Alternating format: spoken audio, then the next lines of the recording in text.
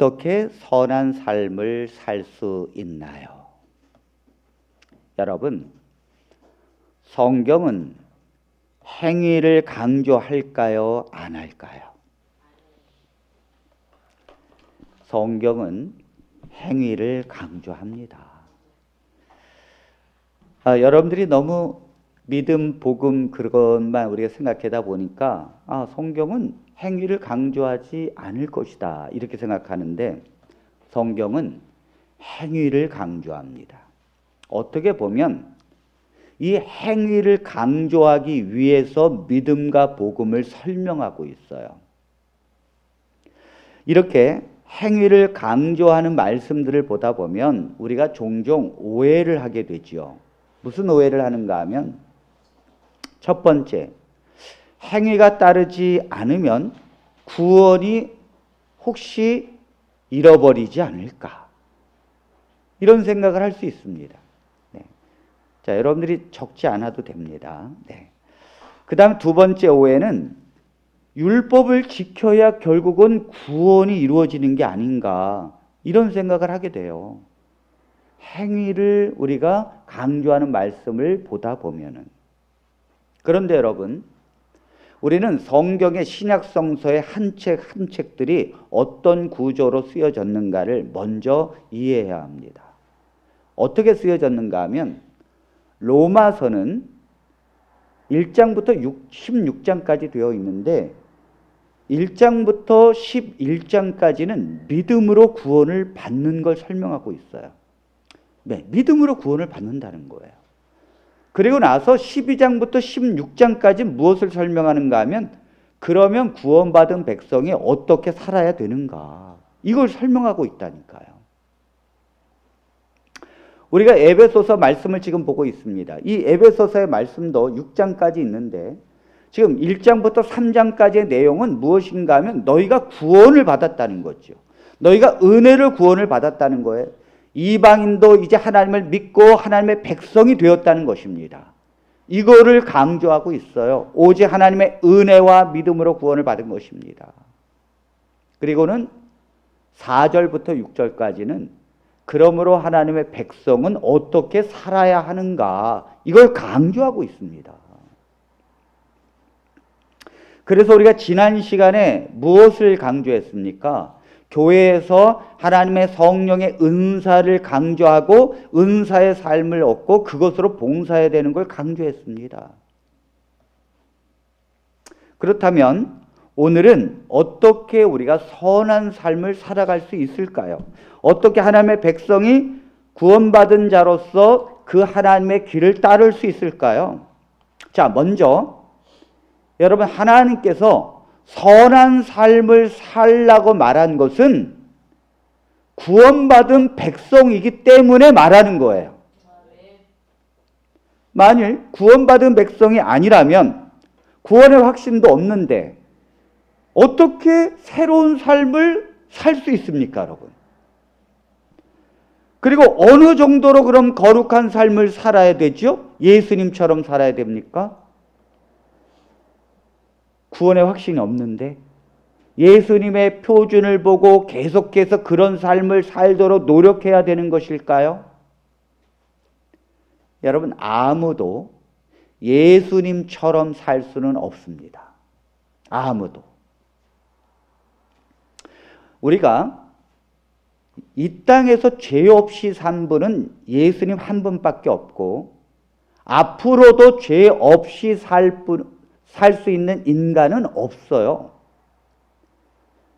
우리가 예수님과 우리가 다른 조건에 있습니다. 이것을 많은 성도들이 깨달아야 되는데 이 부분을 놓칩니다. 예수님은 죄로 기우는 죄의 본성을 가지고 있지 않았어요. 예수님은 죄에 대한 유혹으로 가는 이 본성적인 죄가 이 속에서 없었다고요. 왜냐하면 예수님은 동정녀 마리아, 성령으로 잉태하신 분이기 때문입니다. 인간에 의해서 아담과 하와 이후로 남녀의 결혼으로 자녀가 태어나는 사람은 죄를 가지고 태어납니다. 본성적으로. 그러나 예수님은 왜 성령으로 잉태하셨습니까? 그 죄를 가지고 태어나지 않기 위해서예요. 그렇기 때문에 본성적으로 이 안에서 죄가 있어서 죄의 방향으로 기우는 성향이 예수님은 없었어요. 그러나 그 외에 모든 우리는 태어나면서부터 죄가 심령에 자리 잡고 있습니다. 그래서 죄를 짓는 것이 자연스럽습니다. 죄를 안 짓는 것이 어려운 거예요. 본성대로 살 때는 죄의 삶을 사는 것이 자연스러운 거라니까요. 만일 하나님의 백성이랄지라도 예수님처럼 죄 없이 살 수 있다면 예수님보다도 더 훌륭하고 위대한 것입니다. 그렇죠? 왜냐하면 예수님은 죄로 기우는 본성이 없는 상태에서 사셨고 우리는 여전히 죄로 기우는 본성의 죄가 이 속에 있는 상태에서 예수님처럼 산다면 우리가 예수님보다 더 위대한 거죠. 안 그렇습니까? 그러므로 절대 예수님 이상으로 갈 수 없다는 거예요. 그 예수님을 향하여 갈 수는 있어도 죄 없이 산다는 건 불가능한 일입니다. 이거를 이해하다 보면 성경에서 행위를 강조하는 여러 말씀들이 완벽한 행위를 말하는 것이 아니에요. 구원받은 백성이니까 하나님의 자녀답게 선한 삶을 향하여 나아가는 것은 당연한 것입니다. 당연한 거예요. 하나님의 자녀이니까 그 길을 가는 거예요. 여러분, 우리가 자녀들이 이제 군대를 가잖아요. 그러면 저도 지난번에 큰아들 이제 논산 훈련소에 데리고 갔는데 이 훈련소에 가면요. 처음에는 헌병들이 그 존댓말을 씁니다. 이리 오십시오. 네, 이렇게 오십시오. 들어오십시오. 이렇게 합니다. 그러다가 이제 위병소 안에 딱 들어가는 순간 헌병들이 반말합니다. 똑바로 차렷, 앞으로 갓, 그럽니다. 왜죠? 이 위병소 안에 들어가는 순간 그는 민간인이 아니에요. 군인입니다. 군인이기 때문에 그때부터 군인의 삶을 사는 것입니다. 아멘입니까? 아니, 내가 군인도 아닌데 왜 군인의 삶을 삽니까? 군인이니까 군인의 삶을 사는 거예요.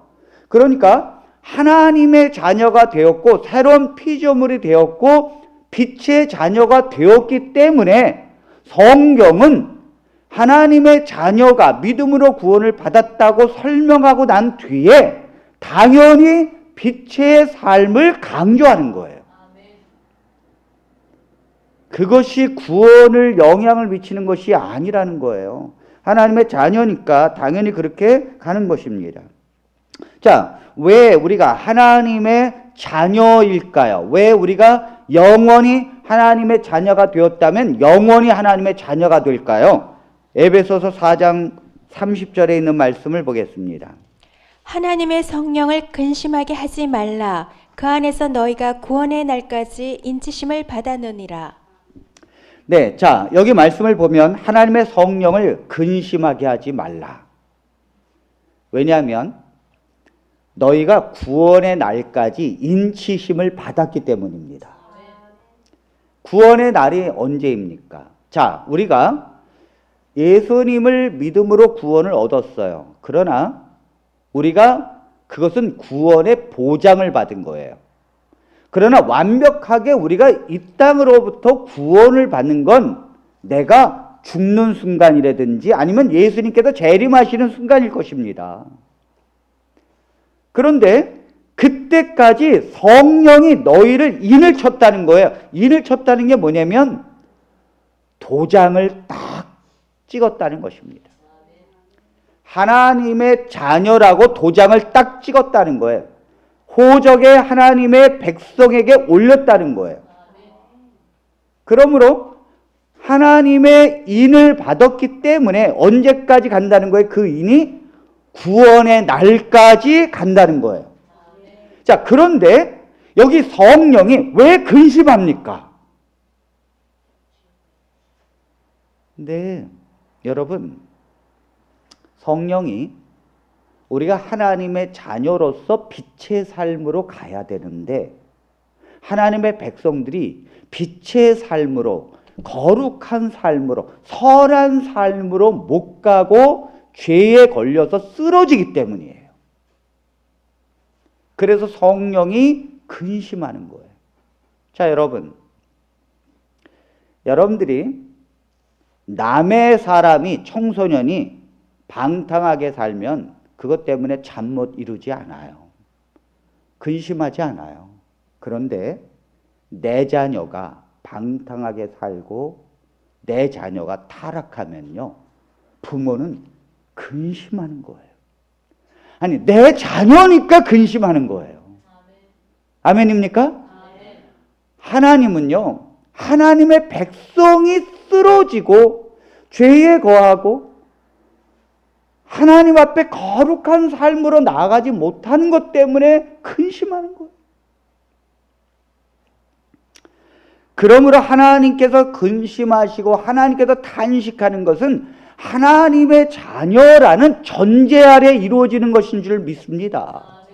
하나님의 자녀니까 그렇다는 거예요. 하나님의 자녀이니까. 자, 에베소서 4장 17절로 20절. 그러나 그 빛의 자녀인 에베소 교인들이 어떻게 살았는지 한번 보겠습니다. 그러므로 내가 이것을 말하며 주 안에서 증언하노니 이제부터 너희는 이방인이 그 마음에 허망한 것으로 행함같이 행하지 말라. 그들의 총명이 어두워지고 그들 가운데 있는 무지함과 그들의 마음이 굳어짐으로 말미암아 하나님의 생명에서 떠나 있도다.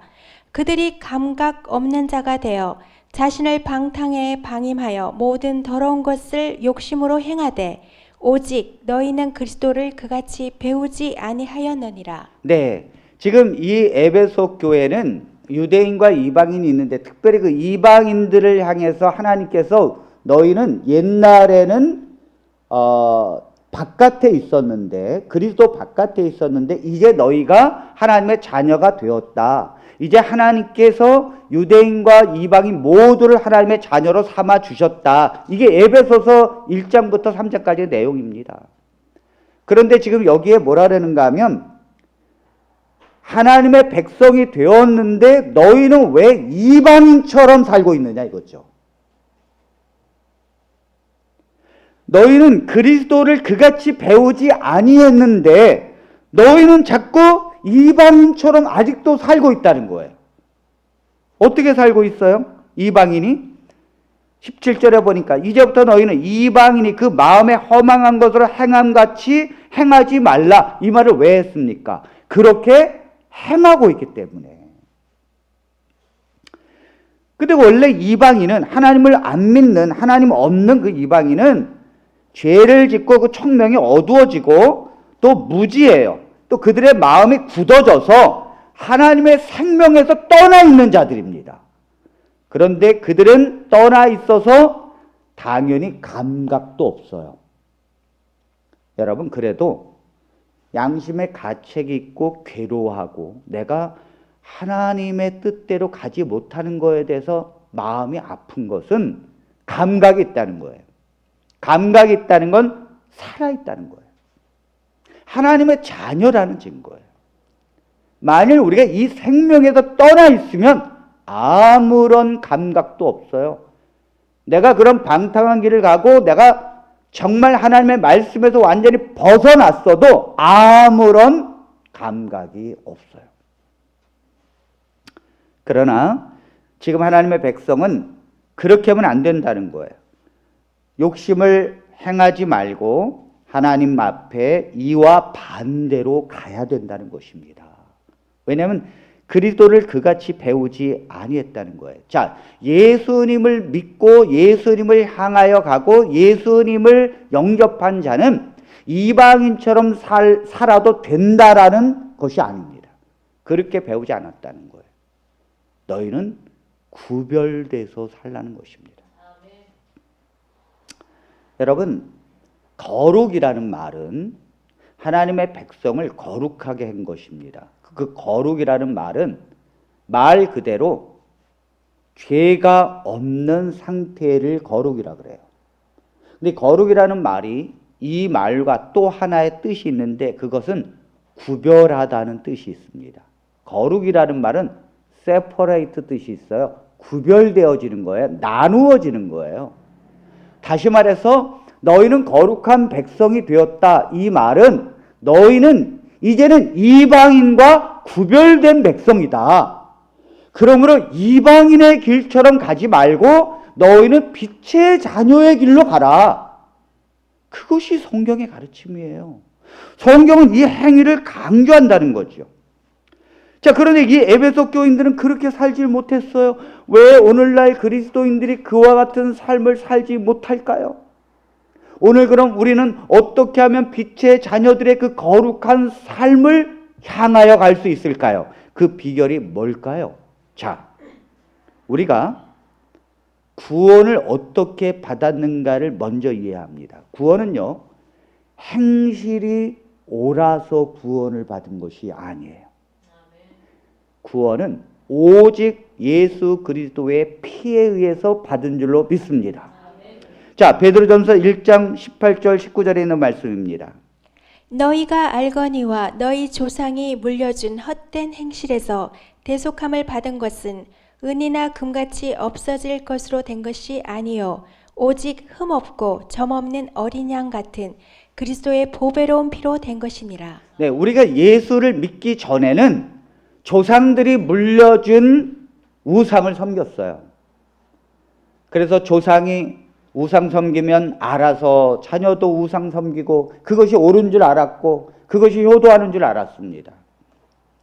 그런데 그러한 헛된 행실에서 대속함을 받은 것은 돈을 주고 산 것도 아니요 오직 흠이 없고 점 없는 어린 양 같은 그리스도의 보배로운 피로 산 것입니다. 아멘입니까? 피로 구원을 받았다는 거예요.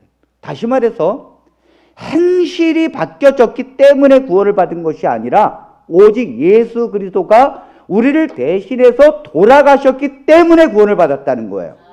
그러므로 구원도 하나님의 자녀도 오직 예수 그리스도에 의하여 이루어지기 때문에 빛을 향하여 가는 길도 내가 하는 것이 아닌 것입니다. 그 길도 하나님이 하시는 거예요. 여러분, 구원은 예수 그리스도의 보배로운 피로 받고 믿음으로 은혜로 받았고 거룩한 삶을 사는 것은 이제 너희들 힘으로 하라. 여러분, 그러면 어떻게 그 길을 갈 수 있습니까?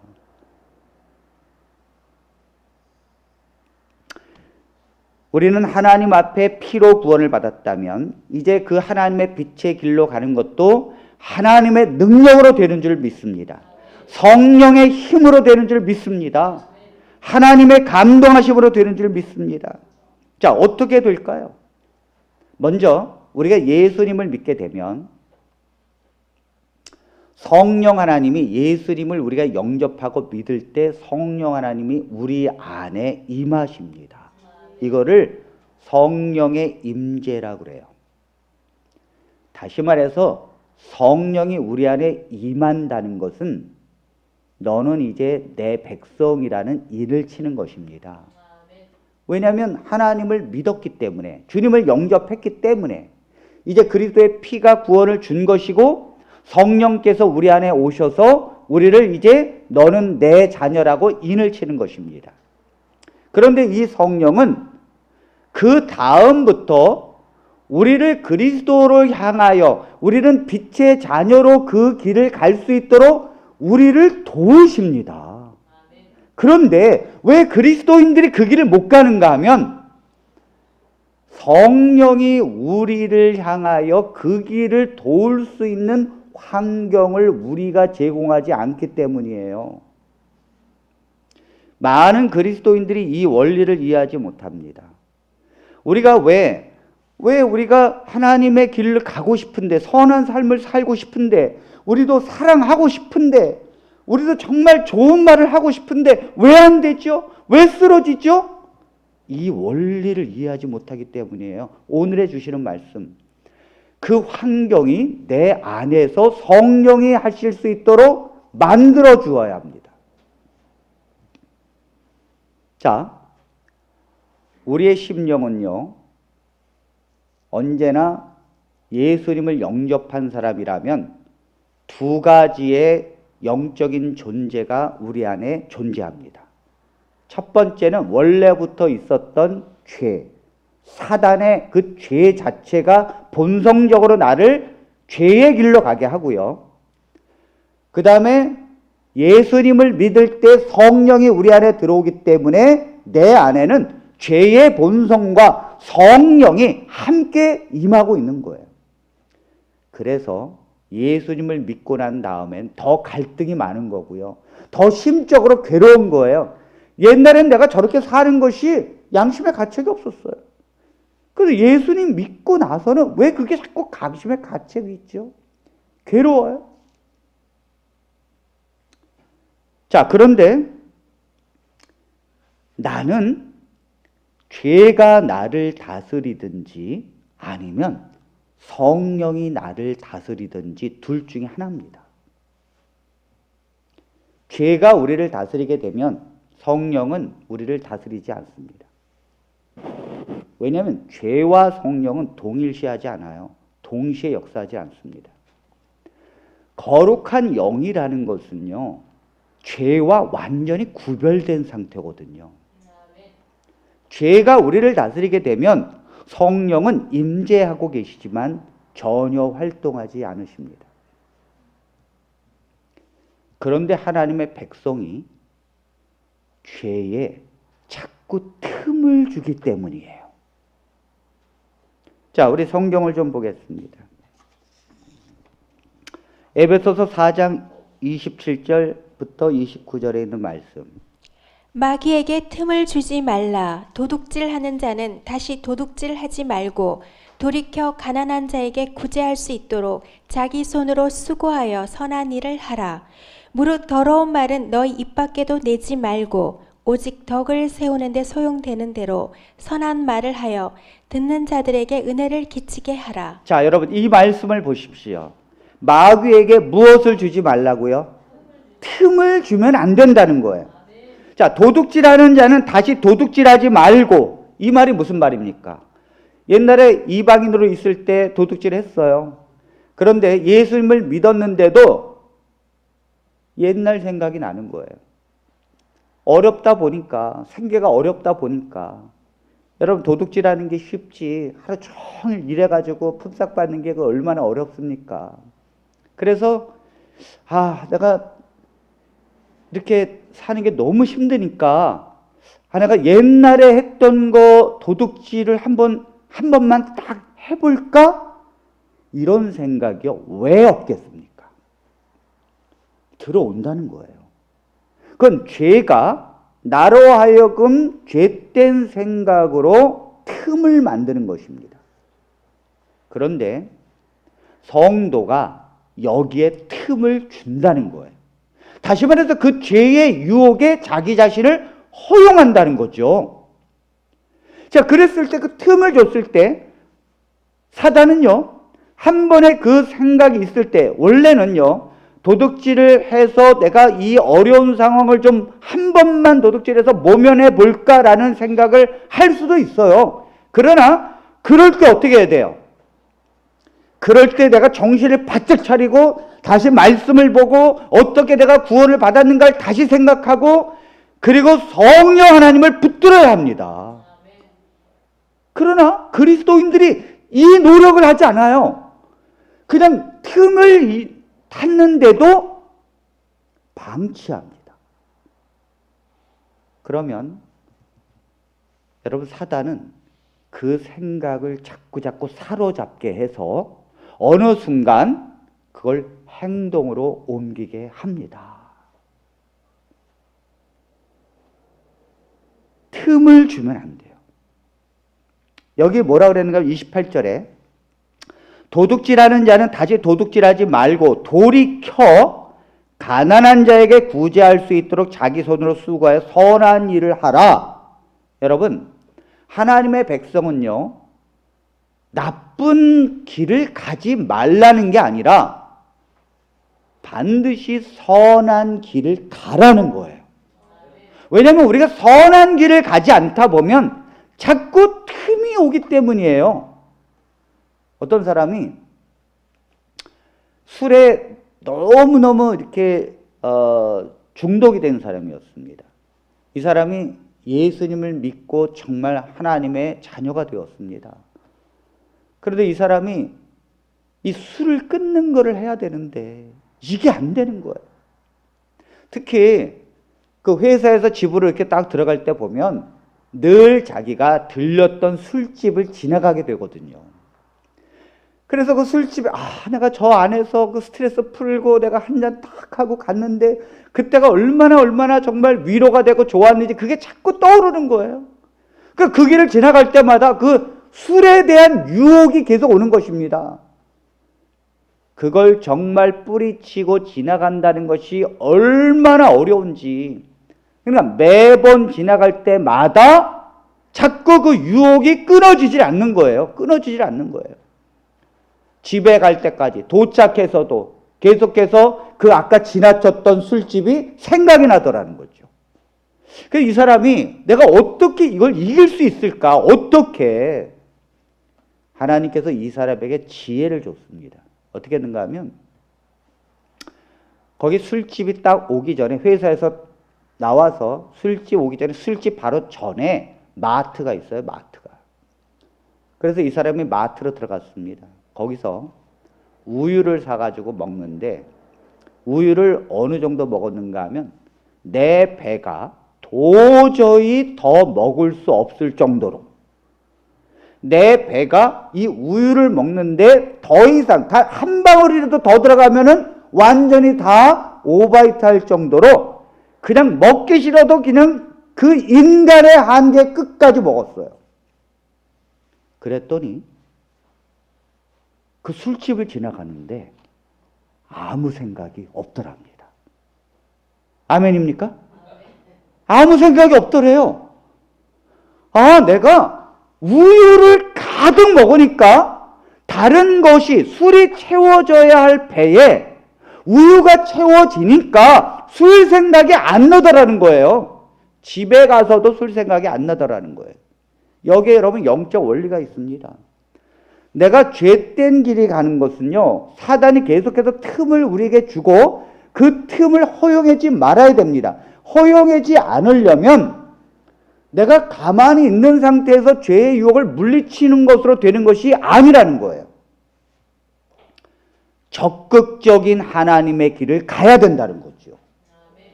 내가 말씀을 보는 것을 적극적으로 사단이 틈을 타지 못하도록 말씀에 사로잡혀야 되는 거예요.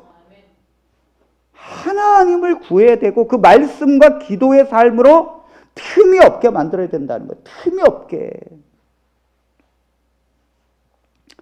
그래서 어떻게 해야 되는가 하면 성령이 우리가 기도해야 합니다. 하나님, 나는 마귀의 틈을 메우기 위해서 이제는 성령이 나를 지배할 수 있도록 성령에게 틈을 내주어야 합니다. 여기에 적극적으로 해야 돼요. 사단이 우리의 틈을 들어오는 것도 똑같은 방식으로 성령도 우리에게 그렇게 하십니다. 영적인 존재가 우리에게 임하는 방식이 거의 비슷하기 때문이에요. 자, 성령께서 어떻게 하는가 하면 먼저 우리에게 거룩한 길을 가고자 하는 소원을 주십니다. 이것이 작은 소원의 생각을 줄 때 우리가 대부분은 그리스도인들이 이 소원을 무시합니다. 내가 하나님의 의로운 길, 내가 정말 사랑해야지, 내가 정말 우리 집에서 꽃이 돼야지, 내가 우리 집안에 나 때문에 정말 화목한 가정을 만들어야겠다, 뭐 어떤 이러한 생각의 작은 소원을 우리에게 준다고요. 그것은 우리 자신에게서 나오는 것이 아니라 성령이 주는 생각입니다. 우리 안에는 그런 생각이 나올 수가 없어요. 우리는 죄가 있기 때문에, 죄의 삶이기 때문에 그런 걸 나올 수가 없다니까요. 근데 성령이 그런 생각을 줘요. 대부분의 성도들은 이러한 하나님의 성령을 무시해버려요. 이것을 더 크게 키우지를 않습니다. 그러니까 하나님의 백성은 이 소원을 하나님께서 주시면 이거를 딱 붙잡고 틈을 비집고 하나님께서 말씀하는 거거든요. 그러면 이것을 붙잡고 그 하나님의 소원을 자꾸 붙들어야 합니다. 그리고 그 소원이 커지게 만들어야 돼요.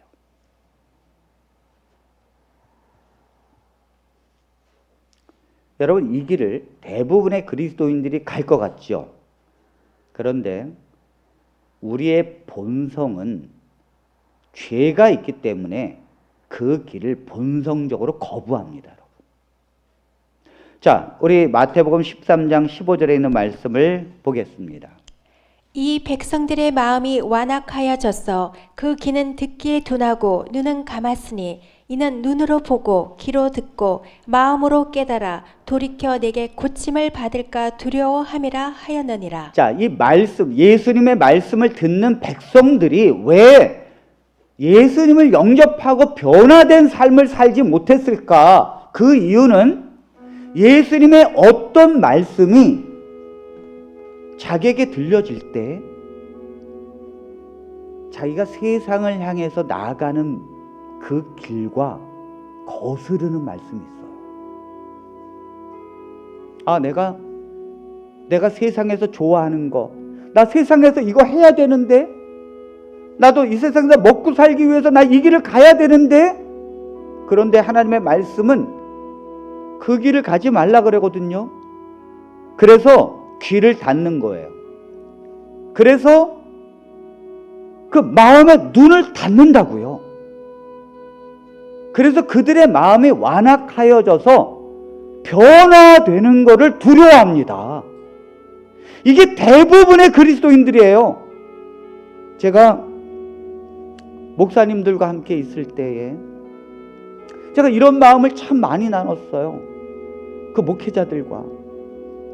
한 번은 부부 모임으로 우리 목사님들과 이렇게 캠프를 갔는데 제가 한 밤 11시쯤 되어서 제가 진실하게 마음을 나눴어요. 우리는 정말 예수님을 향하여 성령을 쫓아가야 되지 않겠는가? 여러분들은 거기에 대한 고민이 없느냐고. 나는 그 예수 그리스도를 만나고 그분을 향하여 가고자 하는 마음이 있는데 그런 길을 정말 우리가 함께 갈 마음은 없느냐고. 그런 얘기를 하니까요, 한 사람 두 사람, 아이고 화장실 다녀와야겠네, 아이고 내가 졸려서 이제 자야겠네, 관심이 없어요. 왜 그런가 하면 아무리 목회자라 할지라도 성령이 충만하게 임하고 내가 하나님의 완전한 하나님의 길로 가는 하나님의 사람으로 거듭나게 되면 내 삶이라는 게 없어질까 봐 두려워해요. 나는 이제 하나님의 종 아니야? 나는 이제 하나님의 길을 가야 되는 나시린이 되는 건 아니야? 이렇게 오해합니다. 아닙니다. 저도 처음에 그런 길인 줄 알았어요. 제가 성령을 구하고 성령이 충만하게 임하면 나시린이 돼야 되는 줄 알았어요. 나시린, 그냥 하나님께 바쳐진 자가 되는 줄 알았어요. 아닙니다. 두려워하지 마십시오. 하나님의 성령을 구하고 성령의 충만한 길로 가는 것은 꼭 나시린의 길을 가는 것은 아닙니다. 하나님은 여러분들의 삶을 하나님은 축복해 주십니다. 네가 어디에 있든지 어디로 가든지 내가 너와 함께 함이라.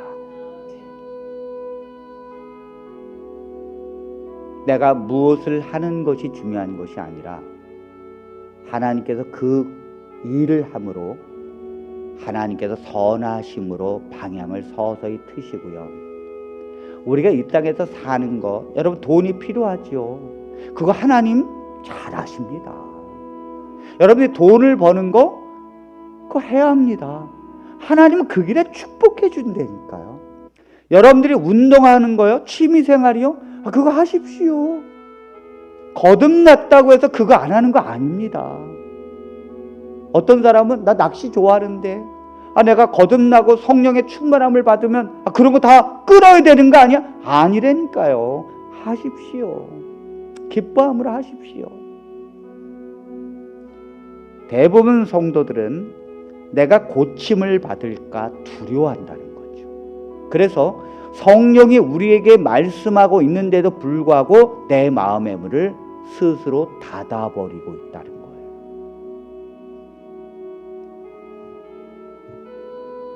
우리 사랑하는 성도 여러분들은 그 길로 가지 마시기를 바랍니다. 그 길은요, 너무 행복한 길이고요.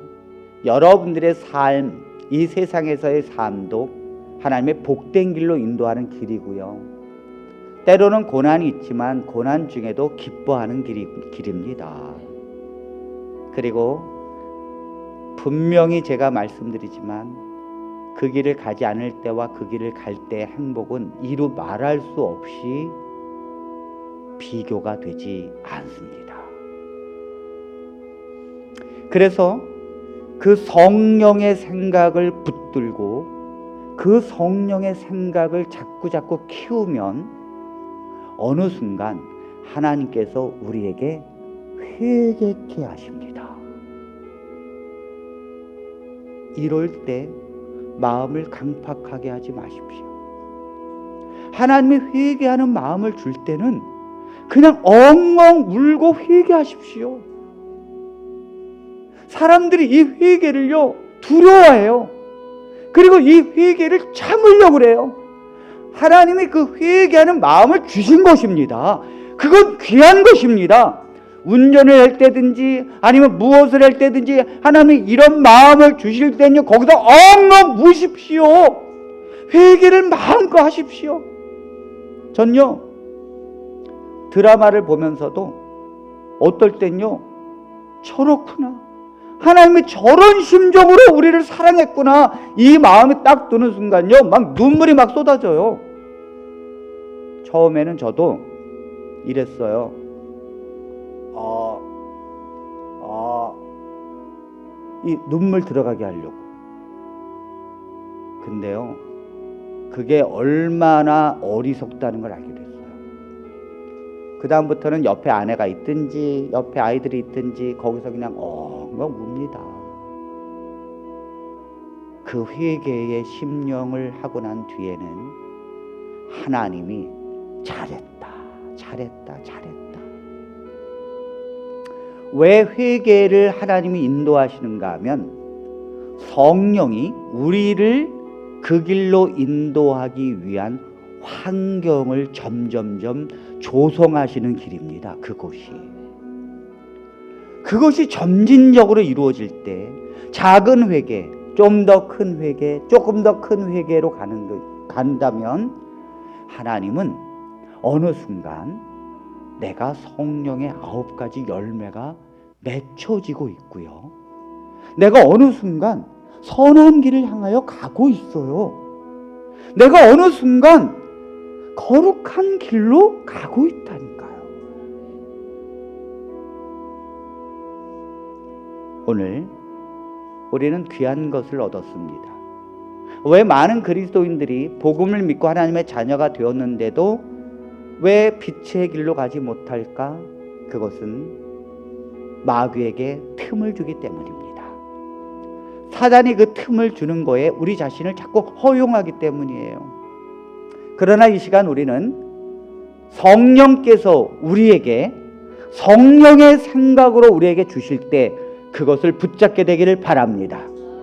그 생각이 귀한 것입니다. 그건 내게서 나온 것이 아니라 성령이 말씀하고 있는 거기 때문에 그걸 붙잡고 반복하시고 확대하십시오.